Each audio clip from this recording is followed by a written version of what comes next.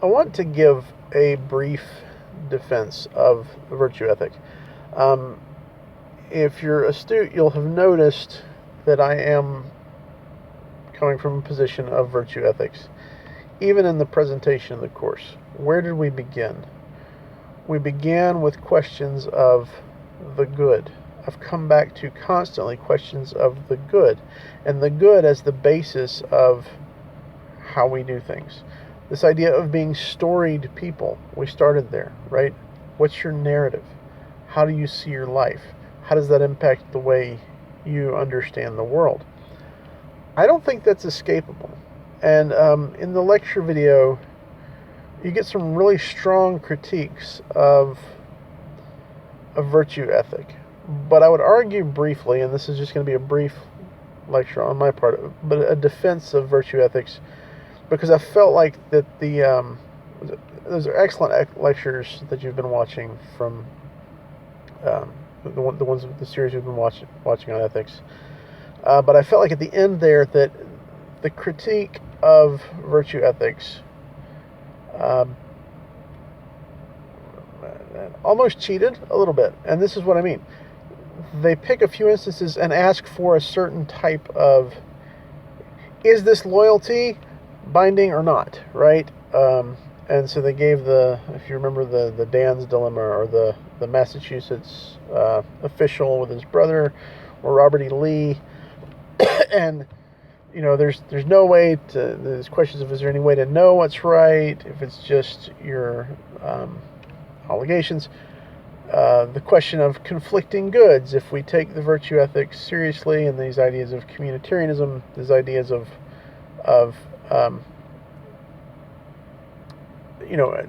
does your community have a binding moral value?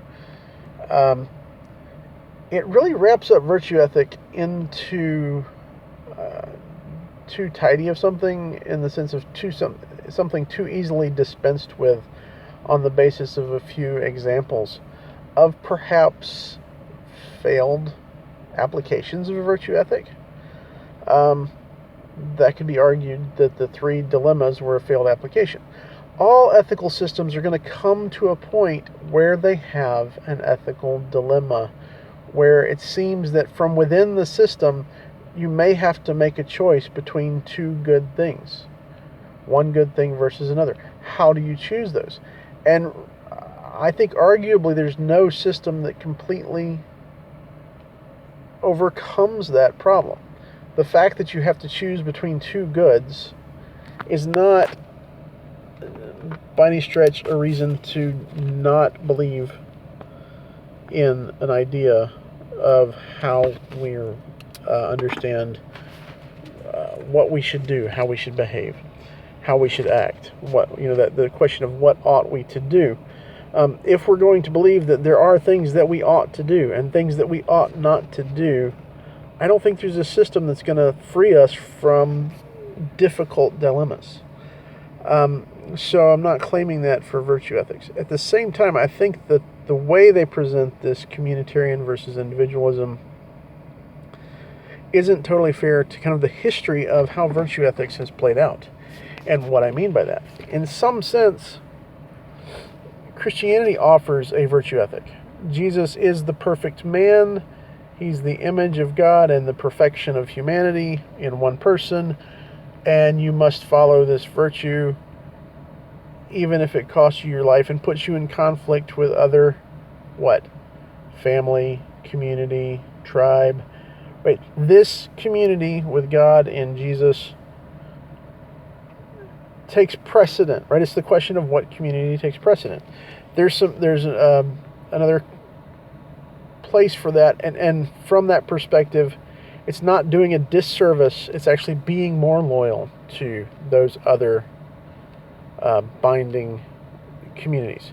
And to get at this, there's a story, you may have heard of the person Dietrich Bonhoeffer. If not, he was actually a preacher in Germany during the time of the rise of the Nazis. And interestingly, there were a group of preachers, who resisted the Nazis and preached against the Nazis as the Nazis were on the rise. Another famous one was Karl Barth. There were some others. They were called the Confessing Church. Interestingly, most of them left Germany during the time of World War II. Dietrich Bonhoeffer preached against the Nazis' rise. He had a radio program that was shut down by the Nazis. He had a school that had to operate kind of under the radar because of the Nazis. And at one point, he went to America to further his theological studies. But the reason he came back, he knew that he was going to continue to conflict with this power that was rising in the Nazi Party, in Hitler. He knew he was going to be kind of rejecting the norm of his community. But he said, I have to return to Germany, because if I stay outside of Germany during this difficult time, how could I ever claim the right to speak to them once the difficulty is over?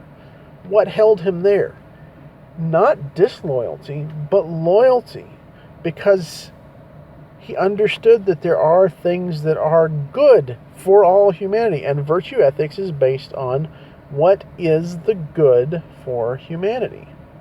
If you recognize the good for humanity, then to say that there are these levels of kind of community that hold your loyalty, it's not your loyalty against the good, it's your loyalty in furthering the good within that community, right? So what does it mean to flourish as humans? That's the basis of virtue ethics.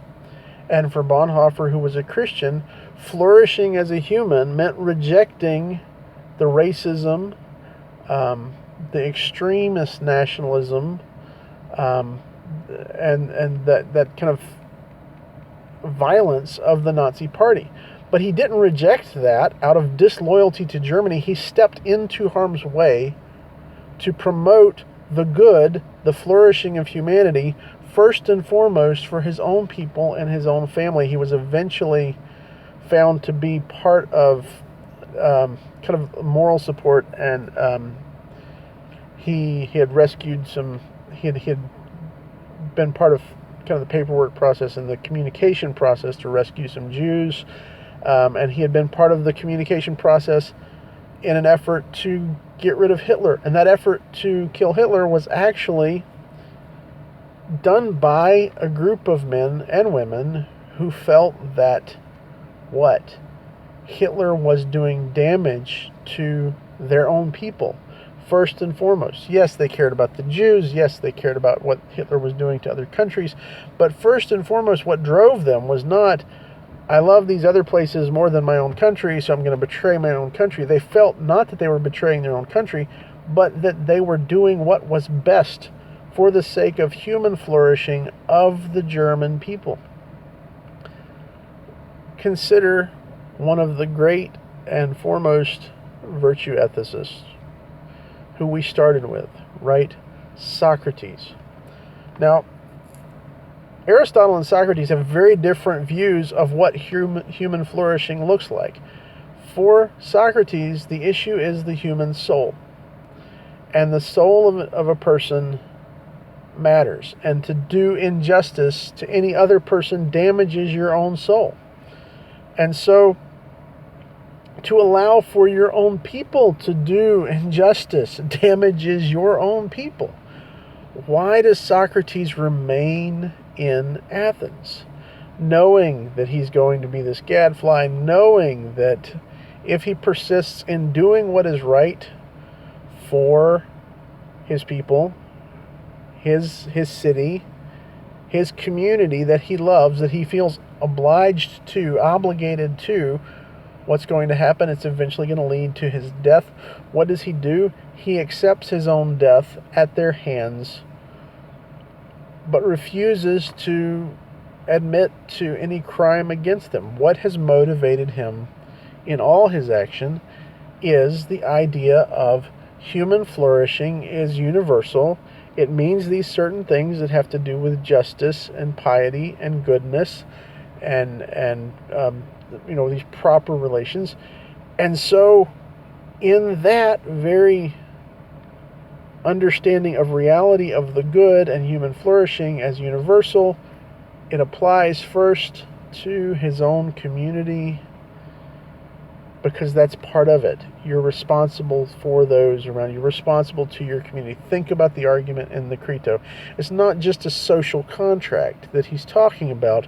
In the Crito, Socrates is describing a sense of loyalty, a sense of belonging to a community that requires him to be willing to give up his own life.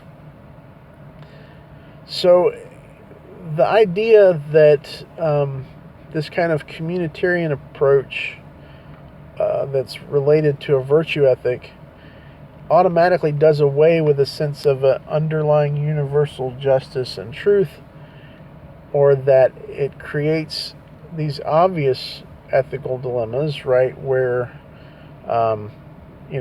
do you turn in your roommate for cheating and therefore prove disloyal, or do you protect your roommate and not turn him in for cheating and prove unjust and dishonest? Well, it's not the choice. That's not the simple choice between virtue ethics and Kantian deontological ethics. Virtue ethics could actually say, I have to go to my roommate and confront him as part of the community and tell him he needs to do what is right and stop cheating. Which, notice that option is not offered in this debate, because it's looked at very kind of diametrically two options here, and that's not the issue. So we have to understand that this Kantian and Rawls approach to ethics, this kind of deontological, we can reason out for ourselves as autonomous beings, totally belonging to ourselves, what's right and good for us, that has its own problems. And its own problems rooted in it can't give us an understanding of what is the good for humanity. Or let me rephrase that. It dishonestly gives us what is the good for humanity, pretending like it's not. And what it's saying is the good for humanity is total autonomy and self-governance. There's no reasoning within Kant and Rawls that can fully defend that, other than they think this is good for humanity. There may be other goods that are part of human flourishing that matter. Not that that one doesn't. It does to most senses of human flourishing. But it may not be the absolute and only one. For Kant and Rawls, autonomy, self-governance, complete and total freedom, meaning the ability to choose whatever you want, is seen as one of the greatest goods. That's debatable. Understand, if you take this Kantian and Rawlsian approach, that's essentially what you're saying.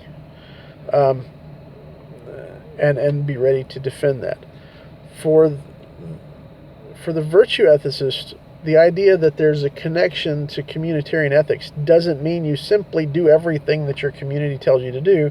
Some of the greatest virtue ethicists, Socrates, the Buddha, Jesus, the Apostle Paul, they conflicted on the surface with core parts of their local community, but always with the desire to see their community do what was right first. They gave themselves up, in a sense, for the benefit of their community, because they saw human flourishing in a certain way and believed that the community itself needed to embrace that vision of human flourishing and live accordingly. That's at the root of virtue ethics. So don't let those kind of I think the as good as other lecture videos were from Yale, I think they miss part of the strength of the virtue ethic. You don't have to accept it. Like I've always said, you don't have to agree with me, but understand that there's a false dichotomy there in the end. They kind of bring up these unfair examples, and they don't address, and the students that are trying to defend this kind of a communitarian virtue ethic fall into a trap when they accept the ground rules of the deontological ethics. So recognize that there's a greater depth to the virtue ethics and this narrative ethic than maybe the videos make clear at the end.